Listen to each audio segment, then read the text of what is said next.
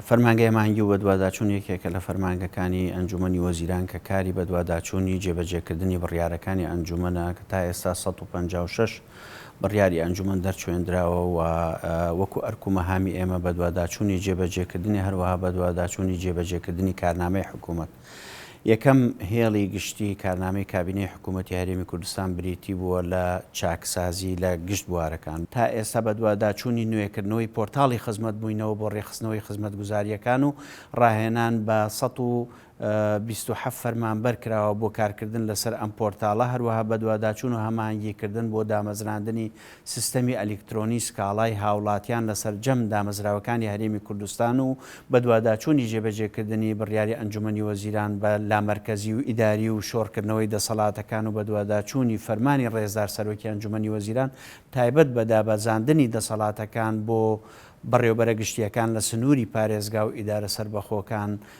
لەلایەن وزارەتەکانەوە. فەرمانگەی هەماهەنگی و بەدواداچوون لەگەڵ لایەنە پەیوەندیدارەکان بەردەوام بووین لە بەدواداچوونی هەموو جۆرە گەندەڵەیەکی دارایی و کارگێڕی و بۆ ئەم مەبەستە 6 کۆبوونەوەی هاوبەش ئەنجام درراوە لەگەڵ دیوانی چاودێری دارایی و دەستەی دەستپاکی و سەرۆکایەتی داواکاری گشتی، هەروەها پەسەندکردنی استراتیژیەتی هەرێم بۆ ڕوبەڕووبوونەوەی گەندەڵی بە هەماهەنگی لەگەڵ دەستەی دەستپاکی و پاڵپشتیکردنی سەرۆکایەتی داواکاری گشتی و وزارەتی داد و فەرمانگەی یاسایی وزارەتەکان بۆ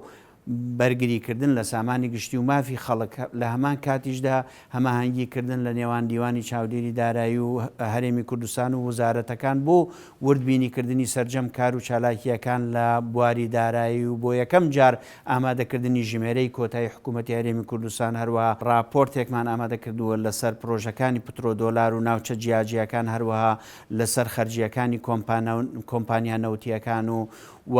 بەدواداچوونی جێبەجێکردنی سیستەمی KFMS کە سیستەمی هەرێمی کوردستانە بۆ بوارە داراییەکان و ئیدارەدانی لە چوارچێوەیەکی ئەلیکترۆنی کە بە هەماهەنگی و بەدواداچوون و هەڵسەنگاندنی پرۆسەی دارایی جێبەجێکردنی ئەم سیستەم و تا ئێستا لە زیاتر لە 1800 فەرمانبەر خولی ڕاهێنانیان بینیوە و کاریان لەسەر کردووە. ئەرکی فەرمانگەی هەماهەنگی و بەدواداچوون هاوکاریکردنی لایەنە پەیوەندیدارەکان بووە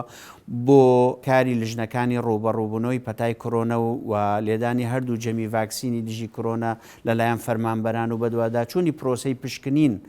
لە تاقیگەکانی وزارەتە پەیوەندیدارەکان و دەروازە سنووریەکان و فڕۆکەخانەکان و دەستنیشانکردنی کێشە و کەموکڕی لە هاوردەکردنی خۆراک بە پێچەوانەی پیوەرە کارپێکراوەکانی تەندروستی. وەکو فەرمانگەی هەماهەنگی و بەدواداچوون بەشدار بووین لە هەموارکردنی پەیڕەوی دەفتەری بازرگانی بۆ مەبەستەکانی باجی دەرامەت و بەدواداچوونی بڕیارەکانی ئەنجومەنی وەزیران و ئەنجومەنی باڵای ئابووری و فەرمانەکانی ڕێزدار سەرۆکی ئەنجومەنی وەزیران تایبەت بە چاکسازی لە سیستەمی باش. ئێمە بەدواداچوونی جێبەجێکردنی پەیڕەوی ناوی بازرگانی و تۆمارنامەی بازرگانی لە هەرێمی کوردستان و دامەزراندنی سیستەمی تۆمارکردنی کۆمپانیەکان بە شێوەیەکی ئەلیکترۆنی بۆ ڕێگەکردن لە قۆڕەخکاری. وەکو فەرمانگەی هەماهەنگی و بەدواداچوونی دەرکردنی پەیڕەوی جێبەجێکردنی سندوقی خاننشین و هەروەها ڕێنمایی تایبەت بە دانانی سندوقی خانەنشینی و ڕێخستنەوە و یەخستنی هێزی پێشمەرگەی کوردستان و هێزەکانی ئاسایشی ناوخۆ وەکو سیستەمی بەرگری بە هەماهەنگی لەگەڵ هاوپەیمانان و سەرۆکایەتی هەرێمی کوردستان بەشدار بووین لەگەڵ تیمە هاوبەشەکان بۆ ئەوەی هێزی پێشمەرگە بە شێوازێک ڕێک بخرێتەوە کە بگونجێت لەگەڵ سیستەمی نوێی جیهانی و سیستەمی نوێی ڕاهێنانی هێزە سەربازیەکان. لە سەروەرکردنی یاسا و کۆنتڕۆڵکردنی دیاردەی بڵاوبوونەوەی چەک لە ناو کۆمەڵگا بە تاکید ئەمە یەکێک بووە لە ئامانجەکانی ئێمە کە کاری لەسەر بکەین. بۆیە وەکو فەرمانگەی هەماهەنگی و بەدواداچوون بۆ پرسی کۆنتڕۆڵکردنی دیاردەی بڵاوبوونەوەی چەک لە ناو کۆمەڵگا و یاسایەکی تایبەت بە کۆنتڕۆڵکردنی چەک یان یاسای چەک لە هەرێمی کوردستان و داخستنی بازاڕەکانی فرۆشتنی چەک لە گشت ناوچەکانی هەرێمی کوردستان. ئەمە وەکو مەهامە سەرەکیەکان لە ئاستی چاکسازی کە فەرمانگەی هەماهەنگی و بەدواداچوون لە ماوەی ڕابردوو کاری لەسەر کردووە لە ماوەی 3 ساڵی کابینە. ئەمە ئەرک و مەهامی فەرمانگەی هەماهەنگی و بەدواداچوون بوون لە ئاستی چاکسازی لە گشت بوارەکاندا. بۆیە